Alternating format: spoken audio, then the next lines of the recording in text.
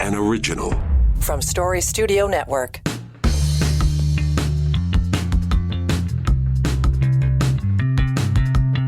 Well, here we go. Look at that. The calendar says May 4th, 2023. Yes, in that order. May 4th, 2023.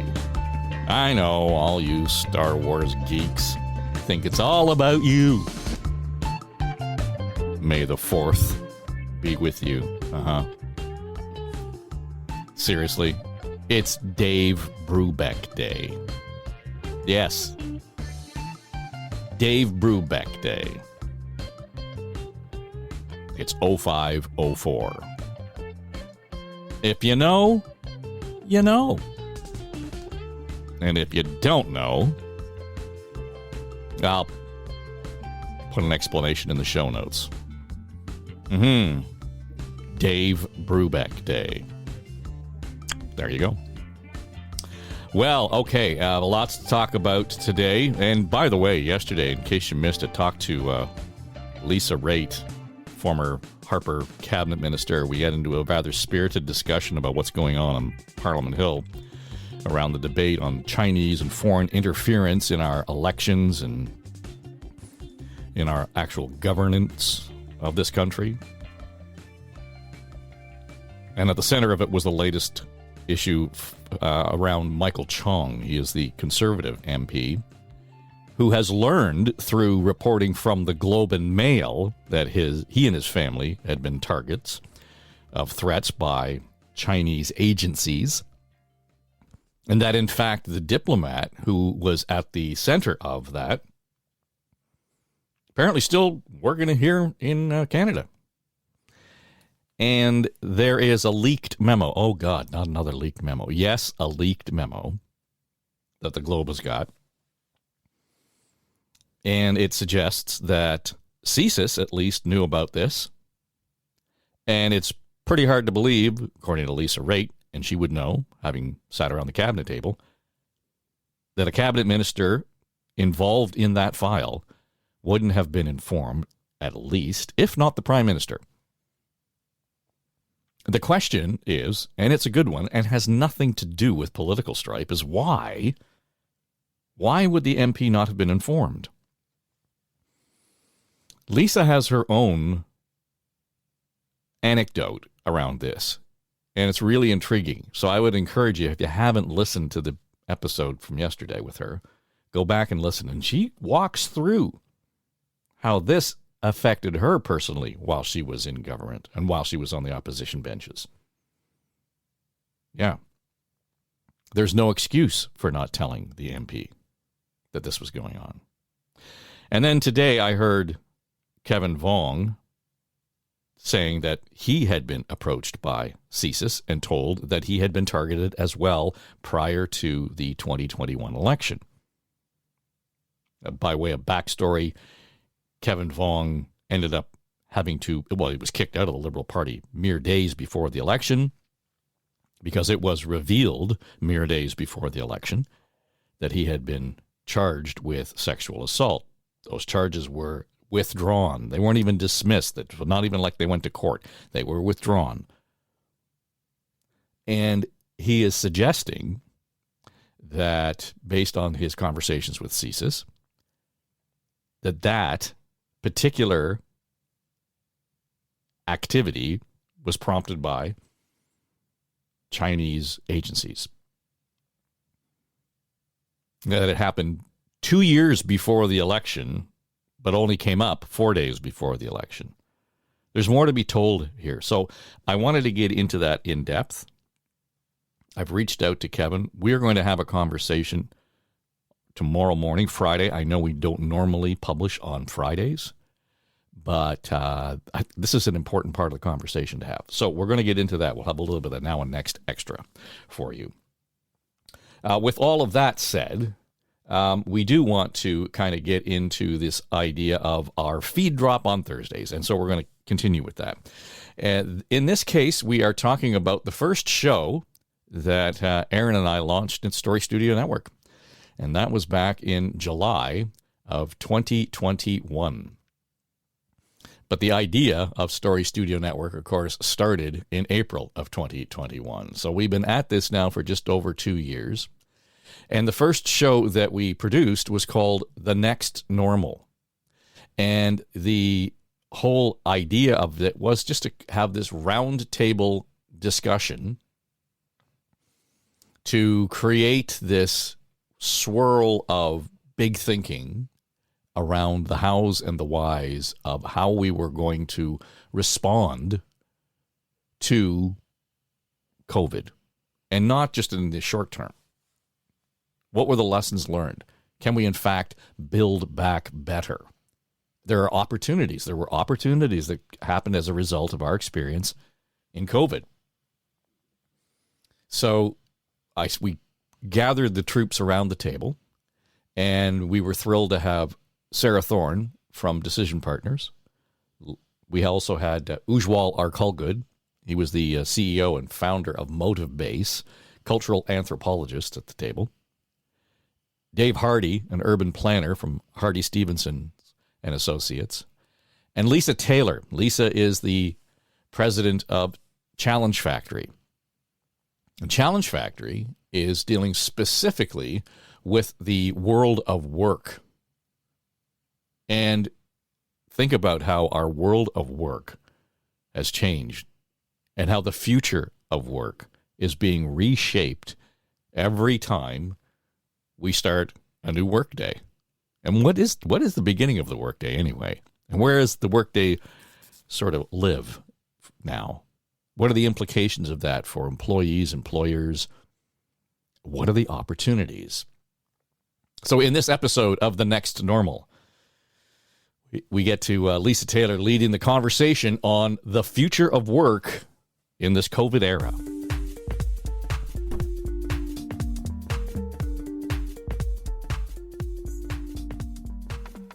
Well, hello. I'm Erin Trafford. I'm Dave Trafford. And we are into episode 2 of The Next Normal. And today we're pulling that thread. We are going into the workplace, which I think, can we say that on the surface, it feels like COVID had the biggest impact on the workplace, maybe second only to healthcare?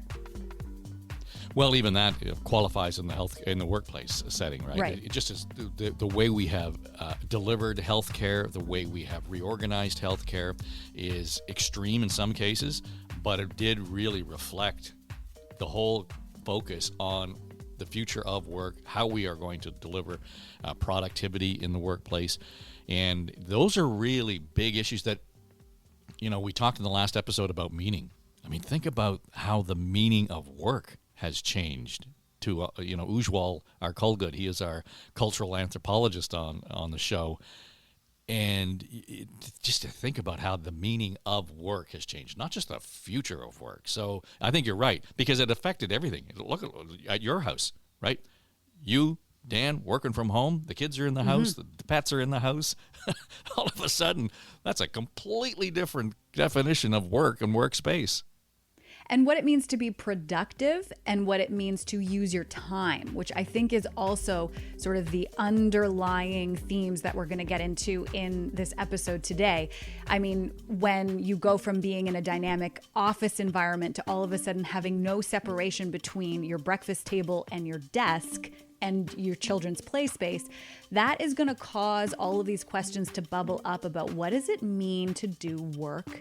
Where do I do work? How do I do work? And how are we going to move forward? So that's what we're going to dig into in today's conversation with our hosts, and kicking things off with Lisa Taylor. Yeah, Lisa's at Challenge Factor. Her expertise and her firm actually deals with the future of work. And, we just got into small minutia. For example, what is it going to be like just to navigate trying to get onto an elevator, and how much that has changed? And not surprising, Lisa's already thought about it. One of the things that we've seen a lot over the last number of weeks, even as companies have shifted and started to really focus on their reopening strategies and reimagining strategies, is what does it actually mean, and what is it going to take for things not to be one size fits all? It used to be that it was recognized not the entire employee base, was a monolith and you had to have different flavors. But now the number of different flavors and the amount of accommodations and needs and conflicting needs is actually at an extreme point. And so how do employers make some sense of this? For two reasons. First, because we have to. We will be returning back to having relationships that are not based on everyone sitting in their makeshift offices at home. We will resume business relationships as we had in the past, and we need to be able to migrate there into what those relationships will look like. And second, from a practical perspective, even individual employees don't want the options to be endless. They want to know, what's the framework? What's the way that we're going to do this? We hear it over and over again to our politicians, but also to our employers. What's the plan? And so that ability to kind of say, okay, it's not one size fits all, but here are the variations of sizes, and here's how we're going to plan, and here's how you raise issues when you have them, with a really renewed sense that it's okay to actually have a new need. I think we've developed an enormous amount of that type of managerial muscle. I want to jump in here because I think what you're saying is so important, and we need to acknowledge where the experience that employees have gone through in the last year in this tremendous period of uncertainty. Now we're asking people from a behavioral perspective to make decisions about the risks, the benefits, and the trade-offs of going back to work, whatever that means, whether it's a hybrid work experience, whether it's going back, commuting, going back to an office, going back to what they were doing previously. And I think that your point about the need for a plan, certainly for the employers to have a plan, but also for the employees to have a plan, some context that will help them make decisions, because the endless uncertainty has been really, really hard on people. And if we knew the context in which we were making decisions, I think people would feel more comfortable and more confident about making those decisions. Yeah, I really like that. And, one of the faculty members at York, a philosopher, really nailed it around this time last year in 2020, where she expressed that the reason why every decision we go to make is so difficult is because it's laden with moral hazard. We can't actually judge what's good and bad. And the way that we used to make those decisions is kind of all up in the air. So we've kind of come to terms with that a little bit in our personal lives. We still struggle to make decisions, but it's not so angst-ridden about, how will I get groceries? Should I go or should I order? We've kind of sorted through some of those first level decisions that we need to make over the last number of months. But work is a whole new story. How do you integrate employees that have made the decision to vaccinate or not vaccinate? How do you integrate different types of workers so that there's equity in who gets to return to an office or who doesn't have to return to an office? There's lots of ways where we're about to embark on a period where in the work world, we're also experiencing a little bit of this moral hazard. We're not sure the actual implications of decisions in one way or another. And that's where leaders need different types of tools to try to navigate. They can't just take a straight line strategic planning approach. We've got to come up with different ways of asking different questions that help us to create something that actually works for all and for the business. I mean, at the end of the day, employers exist for a reason. We need to be able to sustain whether it's the mission and goals of the organization or the needs of the business. And that also needs to be factored in. So we're in this interesting scenario in the midst of all of this, Lisa, because our business has never had an office space for 6 years. And we found it took us a good 4 years to figure out what our culture was going to be, because the hardest part was resolving conflict. Because we weren't seeing each other. We weren't going out for coffees together, getting lunch, sorting out tough situations. Instead, we would have the tough situation on a Zoom call, and that would be the end of it.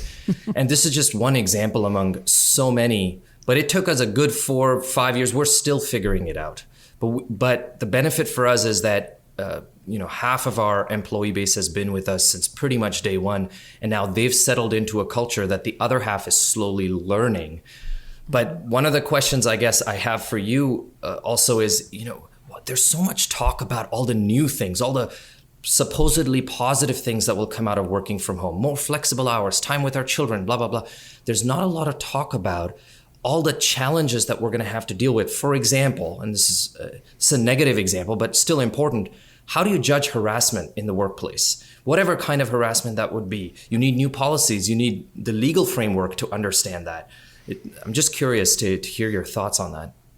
Yeah, I think you're right. And they are really important topics. And we have seen a rise in different types of complaints and how things actually happen when the inappropriate behavior, for example, happens online, as opposed to in person, and you don't have other allies around you or other people that are kind of also observing the same thing, and you're isolated. I mean, one of the things that we know is a significant issue is isolation, and workers from home, unless there's really specific ways that the employer is acting, are isolated in most circumstances. So I think that it certainly does raise a whole bunch of policy related issues. I think if we just default to thinking about it though as a policy problem, and so what's the new guideline, what's the new rule, we'll miss the opportunity to actually shape what we want workforces to be like, because it's not a legislative requirement that we need to be focusing on. We need to be focusing on, well, what do we want? There's lots of things that are possible.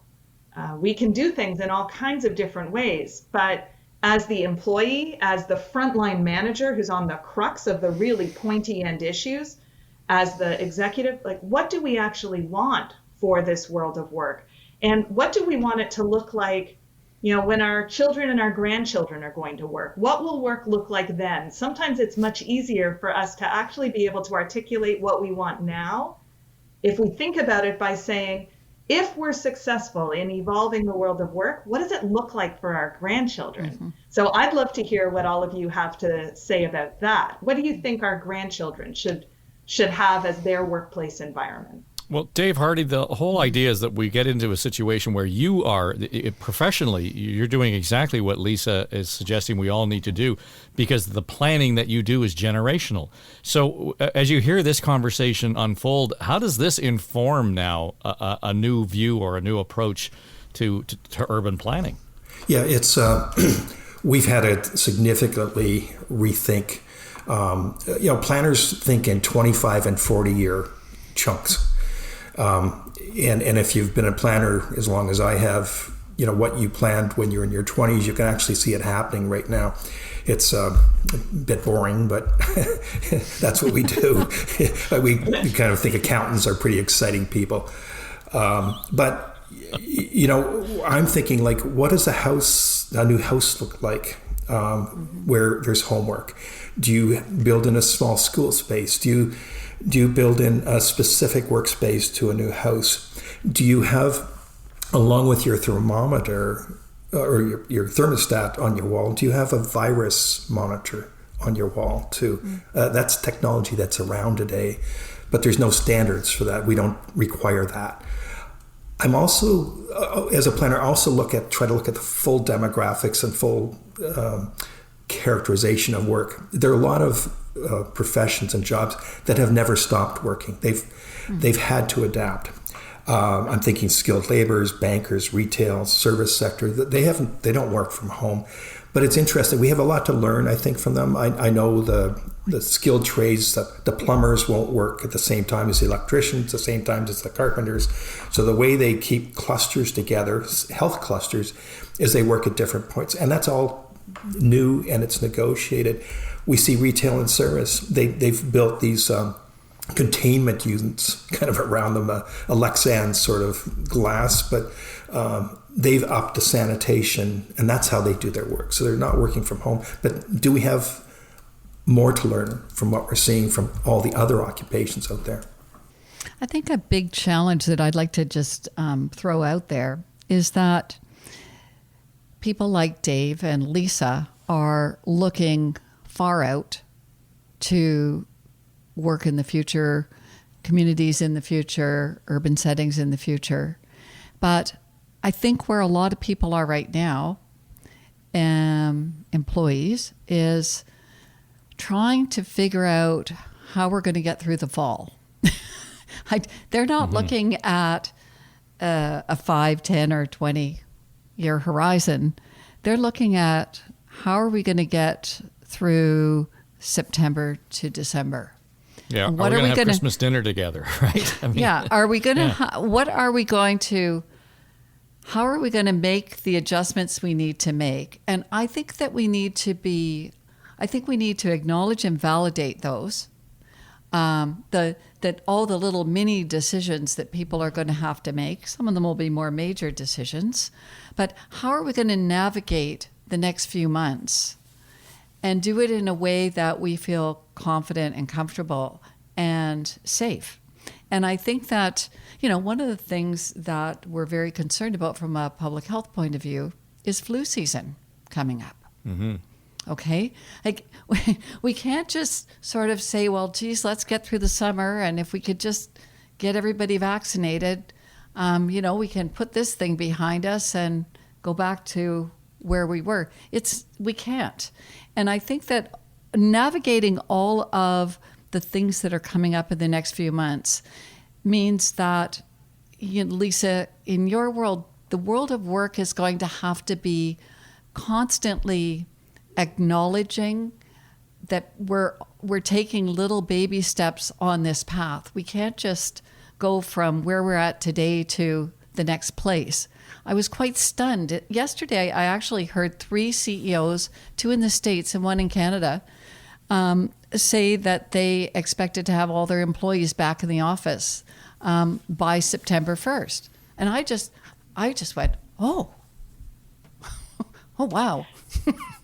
I think we need to do both. And I think what happens in so many of the conversations about the future and the future of work is we default to either having a discussion about reopening and the immediate steps that have to happen, the next, let's say, 0 to 6 months and what's going to unfold, or we end up very far into the future and talking back the way that we used to before the pandemic of robots taking everyone's jobs and what's going to happen.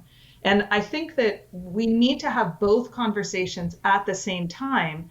And I think we have the capacity to do it. I think most conversations really underestimate our ability to manage both short-term and long-term implications at the same time, and don't encourage executives to be expressive about that as much as we need them to be.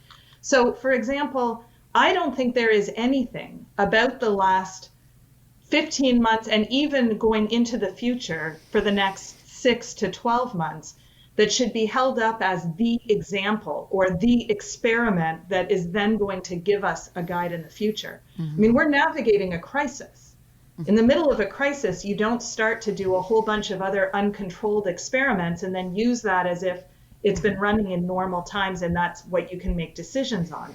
And so I think we need to be able to give our leaders and our staff permission to say, we're going to figure this out as we go. Mm-hmm. We're going to be as predictable as we can to reduce that moral hazard that we were talking about a couple of minutes ago. But we're going to get some things right and some things wrong. And here's the way we're going to navigate together in the short term. And then in the long term, let's start using some of the things that have come out of the pandemic, the relationship between work and life, parenting and working, health and work, social justice and relationships in the workplace. Like, let's take a look at all of these things that are not going to be solved in the next 6 weeks. And let's make sure that the decisions that we are starting to emerge with reflect the kinds of things that we want to see over the long term. And let's do both. Let's not say we can only think about the short term or only think about the long term. Let's make sure we're doing both at the same time. So one thing before we got a few minutes here, and I just want to pick your brain on this then, Ujwal. We've talked a lot about the culture. We've talked a whole lot about how we have redefined and changed our perspective on the workplace, such as it is, given our COVID experience. What we haven't touched on is the whole question around productivity. And you being the meaning expert, I'm curious to know, how you have seen that shift and be reinvented or redefined. It's funny. I have a conversation coming up on a podcast with a senior vice president at Target, in a couple of weeks, and we're talking about the future of work, and we're studying changing meaning around work. And one of the areas is productivity and how people think about it. And certainly it's the one time where the shift away from hours spent to how fulfilling the tasks have been, that's an incredible transformation. It's still, I'm making it sound bigger than it is. Again, the shift is still smaller than we all think it is. It's still a small percentage of the workforce that has changed what productivity really means to them in their minds. But even if it's a small percentage, it's significant enough that it's actually impacting work environments. One example, I was recently reading an article that talked about how 2020 was a record year in the US for people considering a switch in career, or for people virtually walking into their manager's office and saying, I'm not satisfied with the tasks I do in my job. That's fascinating to me. And I think that's a result of some of these changing meanings. Mm-hmm. I just want to pick up on that and just say that we are only going to see that continuing to accelerate. Mm-hmm. So certainly as the head of a firm that's focused in the area of career development, all of the career related implications over the last, over the pandemic period has been fascinating to be a part of and to watch. As things start to move and open up, though, Sarah, to your point, how are we going to navigate the next couple of weeks and the next couple of months? People who have been going full out and are tired are now going to start to activate on some of those choices that they were thinking about maybe they want to make a change. And voluntary turnover is going to increase as people start to realize the crisis is over, my team is good, I've done what I need to do, and now it actually is time for me to move on. So the amount of voluntary turnover and reflection of what does my work mean for me, and how will I make different choices when things start to resume more of normality is an enormous managerial challenge that we're going to see through the summer and definitely into early 2022. Let me just add one thing to that, Dave, because I think it's interesting. I would just say, watch the women. I've had this conversation with at least 4 women in the past 2 weeks who have decided that they've done what they needed to do. They are going to step back. They are going to refocus. Ujwal, to your point, they're thinking about their values and what's really important to them at this point in their life. And they're going to be reflecting on that over the summer. All right, I know. Don't go anywhere. I know you wanted to continue the conversation, and so did our hosts. But we want to let this breathe. And I think, Aaron, at this, I'd be really curious to see. There was so much in there, as we said off the top, the way COVID has affected the future of work. We got like a 4-dimensional view now, I think, of where the plan is moving forward. And I think for me, what I took away from this episode was just the number of questions we now are being called to answer that we didn't realize were questions before. I mean, just even the conversation around moral hazard, and that we don't have frameworks necessarily for how to identify or deal with things like harassment in an online workplace, how to manage the concept of wellness and fulfillment when you can't actually sit in a room and read somebody's actual body language. I mean, there are so many questions that we now have that 18 months ago never really occurred to us. Yeah, and I think that the next step in all of this is, as we suggested, that we're going to have to start to look at not just the environment, the boardroom table, the kitchen table. I think that's the way it went with the idea that how does this now affect the way we plan our city? So we're going from this right in front of us moment to trying to deal with the future of work to how do we create city and an urban environment that not only accommodates that future of work, but encourages it and accelerates some of the great opportunities there. So I'm kind of looking forward to hearing what Dave Hardy has to say about that. Yeah, me too. And I think that those are the hopeful questions that we can start to tease out. And the imagine if we had cities and houses that were built to accommodate different kinds of working and lifestyle environments. And I'm really excited to see what Dave has to say.